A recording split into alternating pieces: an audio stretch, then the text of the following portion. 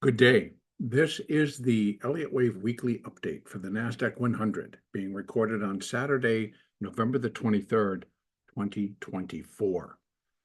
I am going to start here on the cash market on the 3-year weekly chart and do what I normally do, which is just a quick overview of where we are up to that largest degree that I'm counting right now, which actually is cycle, but it's unable to show the cycle. So what we see here is that we are in a primary fifth wave up. And once it is complete, that will then complete that cycle third wave. So we're within primary wave 5 up. It'll consist of 5 waves of intermediate degree, of which we have 1 and 2 complete. We're in the finishing stages, I believe, still for that intermediate wave 3. Once intermediate wave 3 is complete, we'd be looking for an intermediate fourth wave corrective phase. And initially, that would suggest that we would come, once it begins, that we'll come back down to the fourth wave of one lesser degree, which is the minor, which puts us right in here. So no matter where we end up to the upside, we'd be looking for a fourth wave bringing us back down to those August lows. That's the big picture. Now, within intermediate wave 3, we are still within that minor fifth wave up to complete intermediate wave 3. So I'm going to bring the picture down, and we'll bring it down to the daily. So we're looking at inside the intermediate wave, the minor wave 5. Now, big change to many that you're going to see how I am now doing this. And I went over, I constructed, deconstructed, and constructed and deconstructed several of the views that I've been using, preferred alternate counts that I've been using. And one that kind of kept sticking into my mind was that this top of November the 11th may have completed all the way up to that intermediate third wave. And I pulled back and I looked and I looked and I thought, okay, if I'm moving the wave 1 back up to here, and there is that possibility that this is a developing diagonal triangle for the entire minor fifth wave, then the problem is that the third wave to be done here was just way short. Then I looked again and I thought, okay, well, if I can get it all, and this was, internally, a top of 3, or this was the top of an internal 3, say, for example, a minuet 3, and this was minuet 4, and this was minuet 5 to complete minute wave 3. Now I'm putting it out there. Here's another reason why. I'm going to bring it down. Let's take a look at it on the 4-hour chart, right? Still same deal. We're looking here, 1, 2, 3, and we're now trying to deal with this fourth wave. Now, what really has created a situation here is that I have felt that if this was minuet wave 1 of minute wave 5, that's how I was leaving it. That's how I've been trying to count it. And then considering this minuet wave 1 as a possible completion point for the whole thing. Why? Because the market's having trouble. If we're continuing this, if this is going to be the bottom point for a minuet wave 2, which was there, then this has to be minuet wave 3. And look how it's starting. It's just all 3s. It's a bunch of 3s. So that kept really just telling me, no, there's something up. There's something different than how you're looking at this. So I pulled it apart and put it together and pulled it apart and put it together. And this is what I'm ending up with. And so bringing it down to the hourly charts, and now we can look inside here. If indeed this is the third, and it's going to be right there, the minute third wave, we're in minute wave 4. Minute wave 4 still projects to come down pretty far. But I actually I need to pull that, sorry. That is not correct. That one is not correct. So I got to take this off and I got to bring it all from here. So it's going to look a little bit different. And we're going to go on here, and so that was incorrect. Well, let's make it correct and go out here and take that off. And now we have the 382 and possibly the 50 and put it like that and just rearrange this because it just doesn't seem to me that the market was ready to head higher. And it seemed to me it was very difficult. It was having a hard time catching a bid that's going to push it. We'd have these great moves, and then they bring it down. We have a move, we bring it down. Okay, so now let's take a look. So if that's the 3, and we're inside the minute wave 4, and that's wave A, and this ends up being a wave B, and we may still, you'll see where I'm marking B is complete, is up at the 618. So 20,850, maybe 20,996, almost back to 21,000. That still could happen. And then we reverse and come all the way back down again. Now, A, B on the minuet degree. This would be minuet wave C, again, based on that completion point. Over here, we now have the correct fibs for a minute fourth wave. 382 being the most common brings us back to 20,120. Well, that pulls us right in between these two levels for a C wave. Even if C equals A, we're bringing it down to 19,983. Well, that just gets us closer to that bottom of the trend line, right? For the diagonal, the overall diagonal for minor wave 5. And it all starts to fit in and it gets a little bit cleaner. And it cleans up a lot of the noise that I was getting just by trying to reduce it into the smaller and smaller waves and looking for resolution. So I am going to leave it here.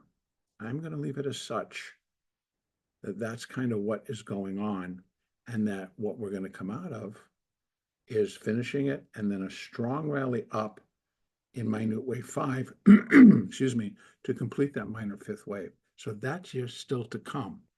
And that also fits that I'm looking for, the end of year, the rally, the seasonality rally, to really kick back in and put in another stronger leg up.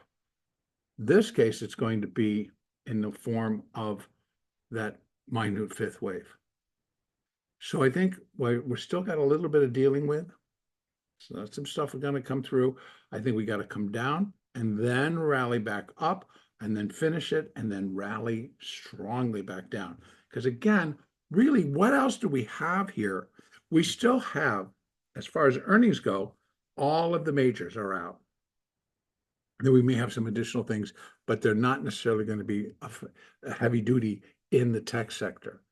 So does that suggest that now that NVIDIA is out, it wasn't terrible, it wasn't hot, they didn't blow any doors off, but they continue to have a positive outlook for earnings moving forward with the release of that new server and the chips. So with that in mind, we've already seen, I believe it was I don't know if it was Thursday or Friday, where NVIDIA did pop above 150. So they managed to get up there, take out all those stops that were sitting up there, and then sell it back down. Now, whether that was the plan, who knows? Who knows? We know that a lot of different things can go on, and everybody wants to have their own opinion on what it was. But the market went up, broke 150, got up to 152, sailed back down to 140, ended up playing around in there, and then ended up on Friday back above, I believe, 147. Let me just take a double look here, bring it over there so we're not sitting in our face. And NVIDIA finished the day at actually 4180-ish. So they brought it all the way back down. It was after.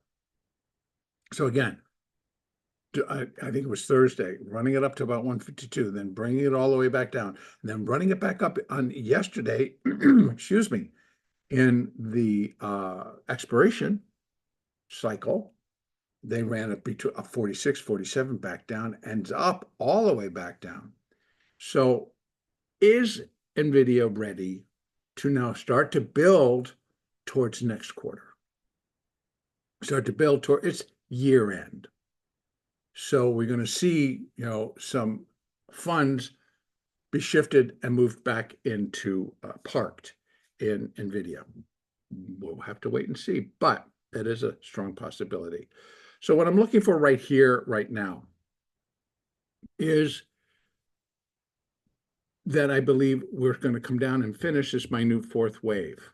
So instead of it being a minuet wave 2, I give it a lot more space and a lot more capabilities of not violating any downside lows, which we have here, that it can come down within this larger fourth wave instead of this being an internal fourth wave, right? To the 3 up here, internal fourth wave.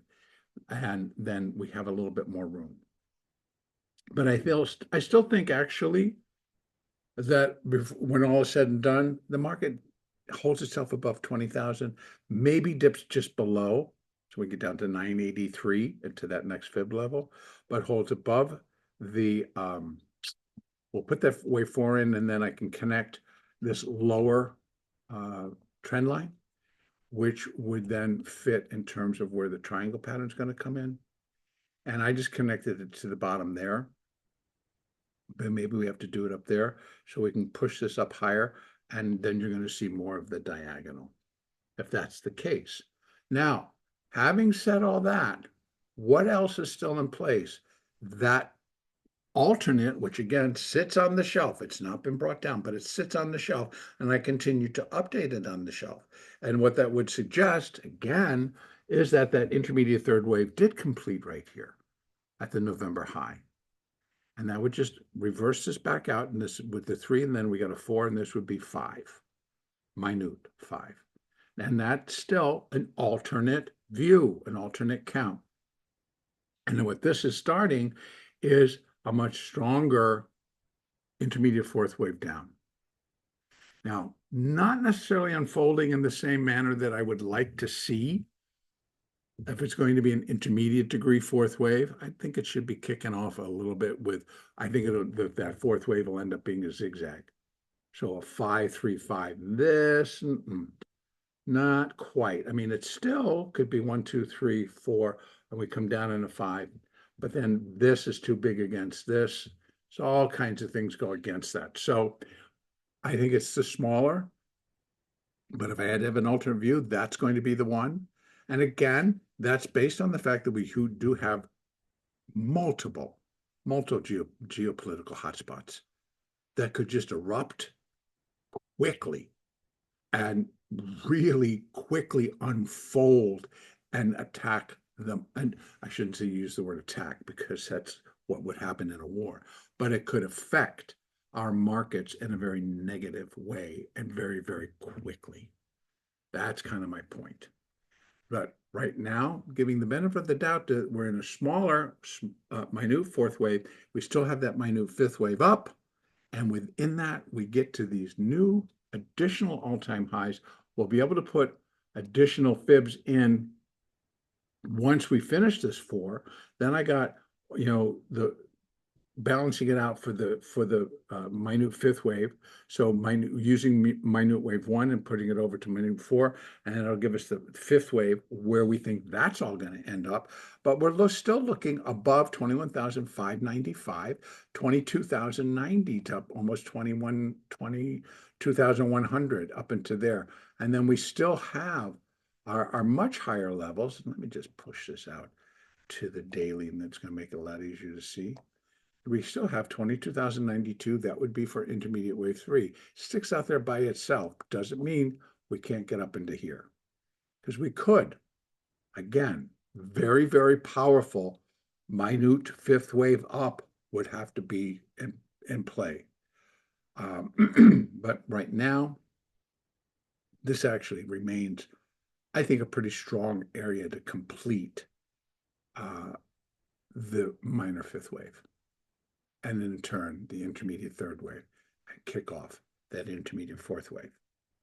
All right, so back out here on the daily, let me open this up so we can see our moving averages are really not looking all that bad. we have the 8 pretty flat, the 20 is pretty flat, closed above the 20, came down and gave it a little look, closed back above it on Friday, which it keeps it in a positive tone. The 50, not bad, slight angle, both to the high side. So we remain in good shape to finish this little pullback and then continue the rally. All right, let's move over and take a look at the futures market, which also continues to just really wreak havoc upon what we're doing here. So I've switched it out here as well. In fact, this is pretty much where I saw and thought, okay, I'm going to go ahead and do that. Because I had thrown a bunch of fibs in and gave too many levels up here. We had all these levels and all these possibilities. I thought, okay, clear it. And let's start and look at it in a little bit more cleaner venue, and that would be that I pushed the 3 up, because this is pretty much a nice 5, right? It's 5 waves up, and I think that could be completing that minute third wave. So we have minute wave 1, ABC, minute wave 2, ABC, minute wave 3, and you could go with the ABC. You're going to get it. It's a 5-3-5, and not the prettiest, because we had this big ugly thing right in the center. But that saved it, and that put it together, and that's when I decided, you know what, I'm going to change it. Cleans up this in terms of, is it trying to fit in a minuet wave 2 versus a minute wave 4. So this gives us that additional downside room. Before, we wouldn't have been able to go below there. Now we can without breaking anything, because wave 4 can overlap, and or hasn't quite yet, but can overlap wave 1. So again, if we come down all the way, overlap, that's going to be a-okay. We'll adjust this lower boundary, and that I think makes it a little bit tighter into the diagonal. And the other fact is if 3 was down here and I connected 1 to 3, it was above, it shot above the boundaries, the trend lines. And while it was walking the bottom trend line up, it still bothered me that it went up far enough in wave 3. Sometimes in wave 5, yeah, it goes up because it's finishing, and then it just nosedives down back out of the triangle. So, you know, back in within the triangle, then out. So that kind of kept me on the sidelines in terms of saying that this is a diagonal for minor 5. Now, making that adjustment, I'm okay with just saying that this has the possibility of being a minor 5th wave diagonal. So what can we look for next week? Well, possibility that we'll go up a little bit more. And let me bring this down all the way to the hourly chart, and so we can see what we got going on in terms of that B of the move. And we're going to put it down to here, and we're going to clean it up and edit a bunch of this stuff out. And we're leaving 786 and 1. Nah, not 1. But let's put in 618 and 786. So we're going to leave those in, and those are going to be on the minuet degree. Make sure they're the same color. So you can see we have 20,983, and I also had another one in there, and I cannot be the 50, but we had one lower at just about right there. We'll say it's 29,008 and then 20,983 to just run up and finish this portion of the B wave. And again, this is just a whole bunch of 3s. I think we did that A, B, C, A, B, C, B. And so if I did it on that respect, and we're looking for this bizarre looking C wave up, then, you know, we had here 20,950, 20,983. Again, I don't like that one at all, but that is very usable. Should it start? Because this has just been ugly, ugly. Fits and starts and fits and starts. So the third wave just did not sit with me. So to wrap it all up, I believe what we're looking at is we're continuing to move higher. I believe what the market is continuing to try to digest is everything. But in lieu of something exploding underneath, right, the powder kegs getting ignited, that we go after business as usual, so to speak.